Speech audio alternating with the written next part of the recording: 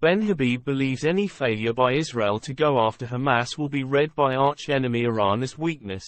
With European Union member states pushing for a ceasefire, a prominent UK-based critic has said the bloc's attempt to persuade Israel to down arms its war on Hamas proves Brussels does not understand the middle. Reform UK Deputy Leader Ben Habib also urged the EU to get back in its box when it comes to foreign policy, and said its attempt to develop military command structures actually made it a threat to peace. Elizabeth Bourne, France's Prime Minister, is calling for a humanitarian truce to permit aid agencies to bring more supplies into Gaza, with growing concern about the possibility of a humanitarian disaster.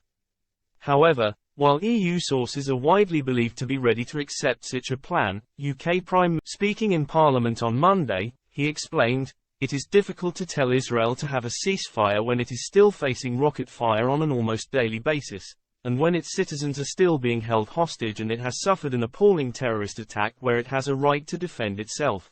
Mr. Habib, a former Brexit Party MEP, told Express, when Trump imposed sanctions on Iran, the EU tried to sidestep them through the establishment of alternative clearing systems for trade with them.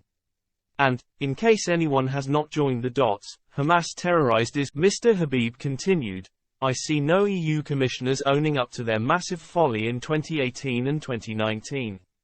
Instead, they are at it again.